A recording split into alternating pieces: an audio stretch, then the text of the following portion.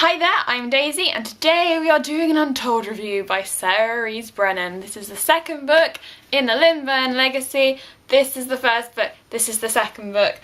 Yeah, they don't match. You may be asking yourself, what even is the Lynburn Legacy? The Lynburn Legacy actually stands for what it says. The Lynburns are a family, and there is Rob Lynburn, Lillian Lynburn, and then Ash Lynburn, and then the sister of Lillian is Rosalind Lynburn, and then her son Jared Lynburn. They all sort of settled over in America because they'd moved away from Sorry in the Vale, and they returned to Sorry in the Vale. And they bring their legacy of what they are basically, and a lot of chaos ensues. And the chaos involves magic.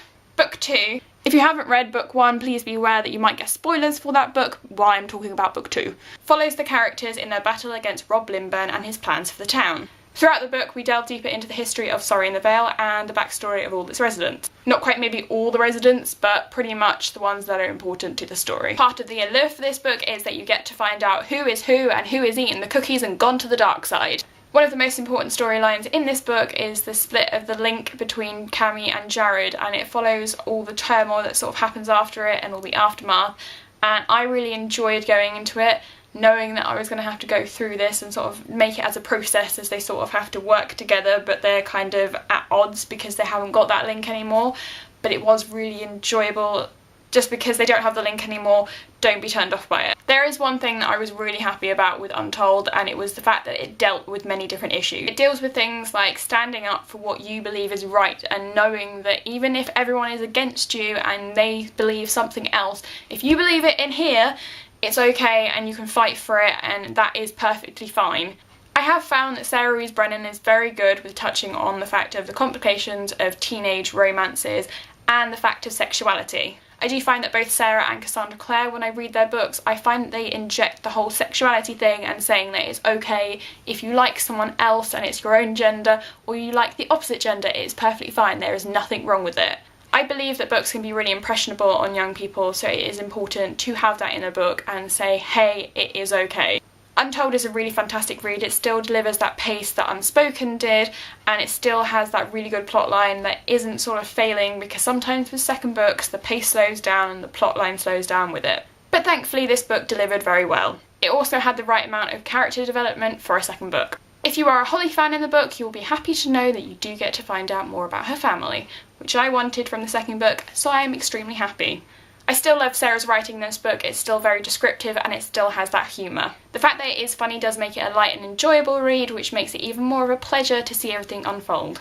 Now we talk spoilers. Finally we get Cammy and Jared schmoozling. Ash and Jared do get a lot of lip attention in this book, but I do not personally mind it. I actually enjoyed the scenes that they were kind of with other people, just because it was a nice breakup of the thing. Not an actual breakup, but just like between the characters, and the fact that I don't know, by the end of this series I think everyone would have kissed everyone. So I actually enjoyed the scenes where they're kind of with other people, because then, I don't know, I like torment in characters. I like seeing their personal torment.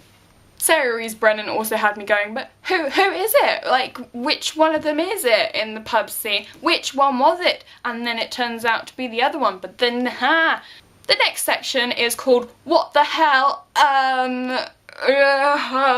That's how it's named, because most of these things had that reaction from me. I'm pretty sure that was confirmation from Rob at the end of the book that Jared and Ash are in fact brothers.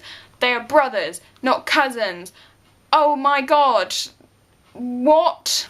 Rosalind is dead. Dead in front of Jared. Jared is going to be one hell of a messed up cookie now. So Cammy's brothers must be sources, at least Henry must be, otherwise Lillian must not have taken him, but does that mean Tomo is as well? The suspicion of Cammy's mother, and I have no idea where she was at the end. Where is she? Why is nobody questioning where she is? Is she with Rob? I don't know whether this is just me picking up on wrong signals, but I'm pretty sure that Rusty likes Cammy. I'm just putting it out there now, so then when the next book comes out I can either tell myself that yes, I predicted right, and then I can say to everyone else, yes, I did it right. And if not, I'm just making a really wild accusation against Rusty, like I'm talking like he's real. But either way, it's kind of, I think Rusty might, just because of the way he words things, otherwise he's got another secret under his belt. I want to know what it is. Holly has magic, and she tells Angie, but not everyone else. What the hell? I don't know whether I'm just shipping them unnecessarily, but I really want Hanji to happen. Yes, it's a weird name, but Holly and Angela, I really want it to happen. And I'm just wondering, because Holly kind of seems distracted when she's with Jared, and I don't know whether that was because of the magic or that she's actually falling for Angela, but I would be quite happy for that to happen because I think they would make a good little couple. They are cute.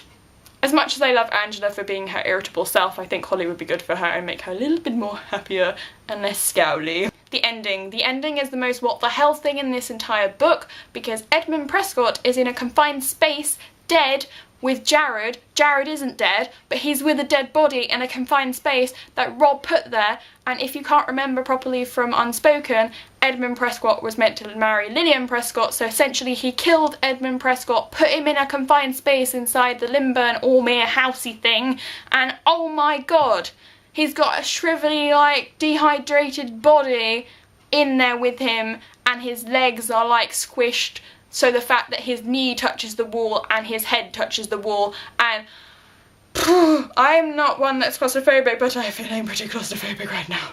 In fact, that was the wrong thing to say because there are two things in this book that really makes it what the hell worthy.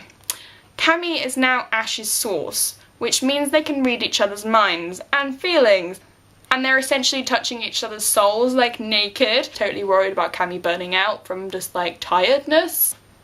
And the most important thing to take away from this book is that Rob is really, really psychotic, and do not underestimate him for the next book. There was a quote in this book that I found really funny about golly being English dirty talk, which now I think about it, I suppose it could be. Sarah also left something in the acknowledgements which I thought I should say. And I hereby acknowledge every one of the lovely, lovely readers who suffered over the ending of Unspoken. I'm so happy you read it. I'm so sorry I hurt you. Not that sorry. Secretly a tiny bit glad. Thank you so much. I'm still suffering over the ending of Untold. If you have read Untold, please let me know your thoughts down in the comments below because I would love to hear all the things you've freaked out over as well. Thanks for watching, thanks for subscribing, and happy reading. Bye bye.